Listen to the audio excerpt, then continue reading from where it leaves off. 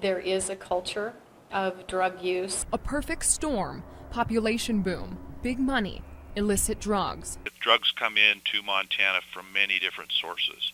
And methamphetamine, while it was more of a local Montana issue a number of years ago before the Montana Meth Project, a lot of that production has moved out of state. The Midwestern region of the United States has broken out in an epidemic of drug abuse, with meth and prescription pills at the forefront. The oil patch in Montana and North Dakota has been saying for a couple of years that they are in a 100% reactive mode, and they're no longer able to perform some of the proactive police work necessary to counter organized drug trafficking organizations and other sorts of organized crime. As a direct result of an outbreak of drug busts, Project Safe Bakken was born.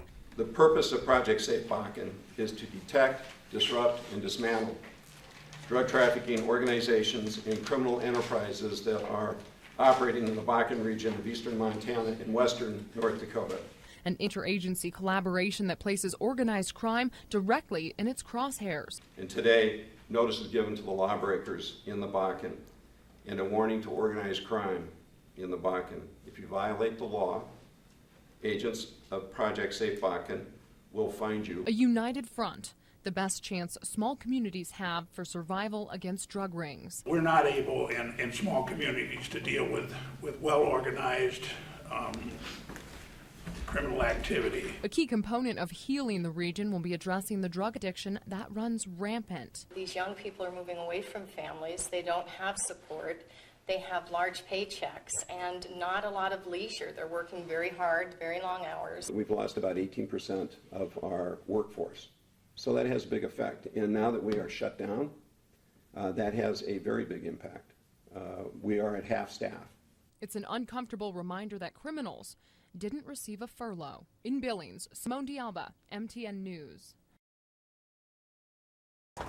Well, I've never done it before, but if I could, I probably would. A new trend, tweens pleading to the YouTube commentary section for feedback, asking, am I attractive? The first day of school, everybody was like, oh my God, she's so ugly. People at my school in camp say I'm the most ugliest person, the person they've always seen, and I could be the ugliest person that could ever be living. Nearly 500,000 girls have uploaded personal videos onto YouTube seeking validation.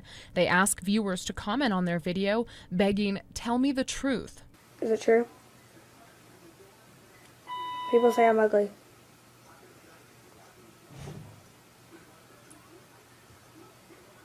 So, tell me, am I? Equally unsettling is the type of comments and feedback they receive, some disturbing, others sexually explicit. A few offer criticism. We're the only state in the country without anti-bully legislation. I know even the administrators are concerned about a lot of the bullying that goes on in school and online. After speaking with some high school girls, here's what I learned. I mean, it definitely is a bonus being attractive, but being pretty, has a lot to do with your personality as well. If you're not pretty, you have to try harder. Yeah, I do. Ladies, is your life easier because you're pretty?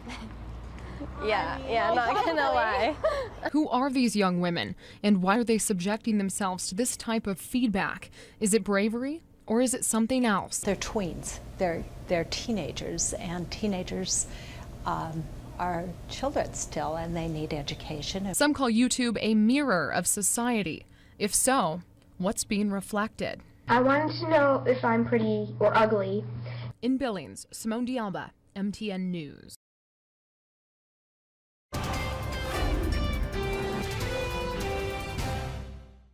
In terms of environmental impact, where if we look at it statically, yes, right now it doesn't look good, but technologies are being developed and a lot of money is going into it to change this. With recent reports from Texas that the southern leg of the pipeline is riddled with problems, environmental concerns are taking a front seat. There are so many pipeline leaks everywhere that to think it's not going to happen here is just sticking your head in the sand. Dina and her husband are irrigation farmers in northeastern Montana.